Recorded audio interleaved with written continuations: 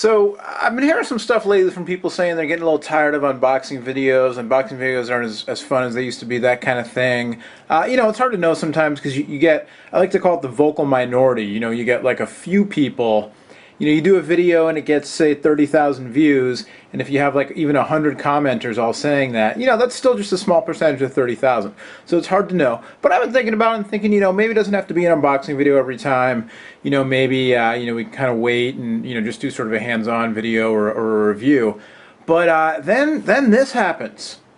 2 boxes. What's going on, everybody? I'm Noah from TechnoBuffalo.com.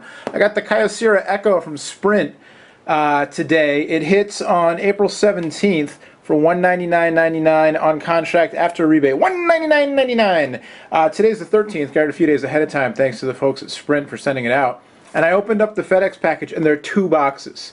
And so it's like a sign that I'm supposed to do an unboxing. It's kind of a dual unboxing video. I don't know how this is going to work, but I'm going to try it. I think, it's the whole dual thing, the dual screen phone, dual unboxing. There's a website up on Sprint. They have a microsite for pre-ordering the site, and it says pre-ordering the phone. It says we challenge you to a duel, D-U-A-L, and there's a little animated gunslinger, like a duel.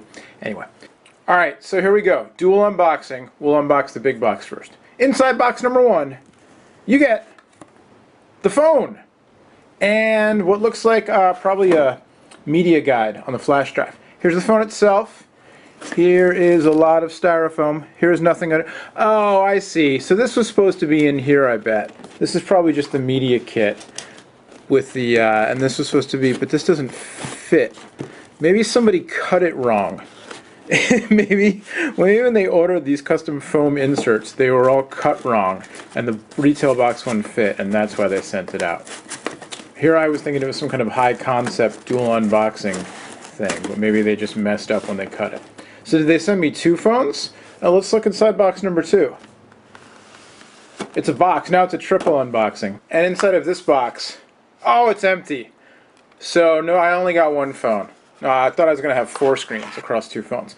But inside here, there's the USB cable, there's the power adapter, and there's the infamous second, this is the second battery charger external battery, because a dual screen phone means eating up a lot of battery power. Here's the phone itself, the Kyocera Echo, and I'll tell you what, I don't even know what to make of this thing. I have to learn how to use the latch. It's an Android-based phone, Android 2.2 Froyo, with 2 screens. It's unique, that's for sure. Sprint has never, and as long as I've been covering mobile tech, which is a little over 5 years now, Sprint has never been afraid to take chances and to try to be innovative with their products and that, their services and everything. So, way back when it was the backflip phone, or not the backflip, the upstage. It was a music player on one side, phone on the other. It was like a mullet, business in the front, party in the back. Now it's the Echo. It's a dual screen phone with this crazy hinge design, and the deal is that it runs some apps in full dual screen mode, so it's almost like a little mini tablet. You've got Android 2.2, and it's stretched across the whole thing, and you can turn it. Does that have an accelerometer? Yep, you can turn the phone and stretch it across this way. Stretched across the whole thing. I'm so professional. It's stretched across both screens.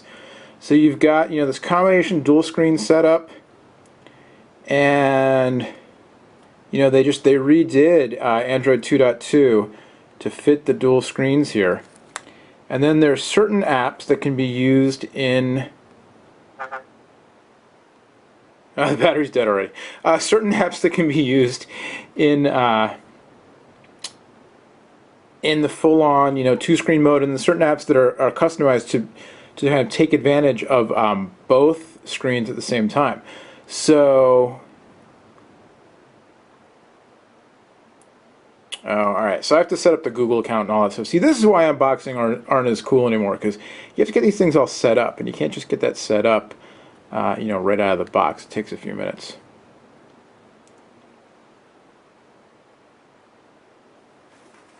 Let's get some a little tour around the phone here. So you've got basically the dual capacitive touchscreens kind of mimicking each other with the three buttons on the bottom there. The three capacitive touch buttons for home, menu, and back. And then you can learn how to use this flip properly. Then you can close it up and just go into single screen mode. When it's closed up, it's a thick phone for sure, thicker than, smarter than your average bear. Here, I'm going to get another phone. Here's the Thunderbolt, which is also a giant phone. Single screen, 4-inch screen. Definitely not a small phone, but you can see the Echo much thicker than the Thunderbolt. Anyway, on top here, there's nothing. There's the hinge. On the left spine, you've got a 3.5mm headphone jack, you've got a card slot, you've got your power button, you've got a rocker switch, you've got a USB port. On the bottom, nothing here, just a little Qualcomm 3G CDMA. It's a 3G phone, not 4G. On the other side, again, just your all your controls are on the one spine here because the rest is taken over with the hinge and all that stuff. And then on the back, you've got your camera, 5 megapixel with a flash, autofocus, 720p HD video capture. And you can use your dual screen kind of as a little mini laptop mode, or flatten them out in the tablet mode. To launch a second application, touch both screens at the same time after tapping OK. So I think what you can do, let's go home and this locked in. So you can touch both screens at the same time. Oh wait, no, I see. Let's get back to where we were. And now, touch both screens at the same time.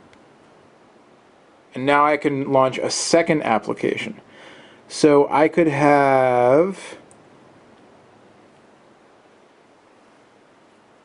View Queue. So I can have my browser going down here, and then separate of that I can have View Queue, which is the customized YouTube app, going up there. Just all kinds of craziness going on with this device. I will say, sort of out of the box here, that obviously I'm gonna have to spend some time playing around. See, this was bad. I got suckered into the unboxing app. But if there's unboxing video, but there's any phone that shouldn't have an unboxing video, it's this thing, because really I need to spend some time figuring out what is going on with the two screens and which apps work across both, and all the different configurations here. But basically, let's touch this again and see what happens. Now we're back across to the. Now I'm back. I've got just it's all very interesting. That's all I can really say right now. It's very interesting, very interesting, very interesting. Basically, just out of the box, a couple things I'll say about it. The snap on the hinge feels pretty solid, and it definitely locks in and locks out. Very. It's definitely. You can tell when it's locked into tablet mode or when it's open, and then it snaps nicely into this laptop style mode as well. And I could see using this. I'll have to try out the email app. I could see using this with the typing down here, and viewing your message pane up there. Just like that, just like that. But I have to configure my email account, so I'll do that offline. Obviously, it's a thick phone. It's not going to be for everybody. There's a lot of bezel in between the two displays when you're in tablet mode.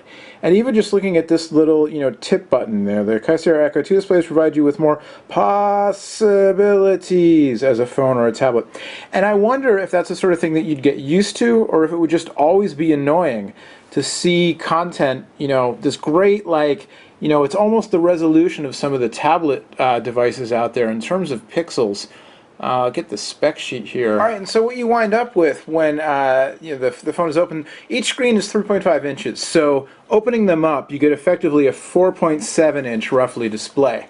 And the combined resolution of both screens is 960 by 800. So you're on par almost with, iPad is 1024/768. So 960 by 800, little different proportions and whatnot, but you're almost at a full tablet size in terms of pixels. But the problem is that nice giant screen feeling is broken up right there. And, so you're sort of, if we go back to the web browser here and, load up, let's not load up that,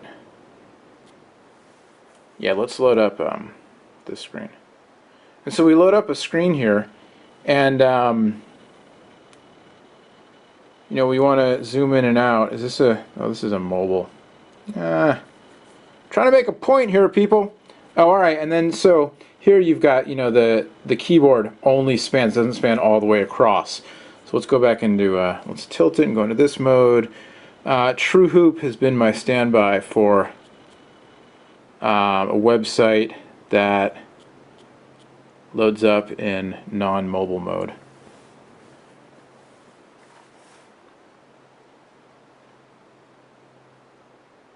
It's running on Sprint, and you've got, you know, the Android notification bar and all that stuff. It's pretty standard Android 2.2 from what I've seen, what I saw before I got the device and what I see now. Anyway, so here's TrueHoop opening up, and you know, if we're gonna, so can we not doing multi-touch? Gonna have to go old school style. Oh, interesting. I thought it was multi-touch, but seems not to be. Well, at any rate, you know, if you're looking at something, especially if it's a visual, you know, we'll just use this ad just because it's there. And, you know, it's broken up by that bezel. And I just wonder if after using this phone day in, day out, you just get used to it and your brain just sort of learns to ignore the bezel, or if it's just going to be annoying to have that all split up and sort of defeat the purpose, at least as far as using the expanded screen. Now, the dual mode, you know, apps that you know, using two apps at the same time, or using an app where it takes advantage of both screens, you know, like this, where you've got the keyboard down here and then the screen up above, that could be kind of cool. So, an interesting concept. I'm excited to play with it. I'm dubious right now. I was dubious when they launched it. I'm dubious now. It just sort of feels like one of those things that is either maybe ahead of its time or, you know, just never had a time. But I'm withholding. I shouldn't have even said that because I want to withhold judgment until I use the device for a while. But, you know, as always, kudos to Sprint for trying to push the envelope. With the Kyocera Echo, the amazing dual screen phone with 2 boxes that turned into 45 boxes, and its own external battery, external charger that it had to come with in the package because 2 screens take up so much power. So here you go. You get this little charger, and it's got, I'll take the film off of it. And so you've got your charger, and then USB powered. Oh man, see, I fail with batteries. I fail with extra chargers too. Where's the extra battery? Maybe the extra battery's inside the box somewhere. Anyway, so you can carry this around and snap the battery in and out because you need that much juice for a phone with this many screens. $199.99 on contract with a after rebate through Sprint on April 17th, which means I have a couple days to mess around with it and let you know what I think of it before it hits the stores. Much more on the Echo and you know, the old-fashioned one-screen phones over on technobuffalo.com, and of course on Twitter you can follow us at technobuffalo. I'm at Noah Kravitz. John is at John4Lakers. Sean, Emily, welcome Adriana. Adriana just signed up. My old pal Adriana just joined up with Techno Buffalo this week. Very excited about that. Thumbs up. Joey, Jack, John. We got a lot of people named John. You can follow us all on Twitter. Just go over to the website, hit the editors link, and that'll tell you how to track us all down and stalk us on Facebook and Twitter and all that stuff. Till next time, my name is Noah. Bye-bye.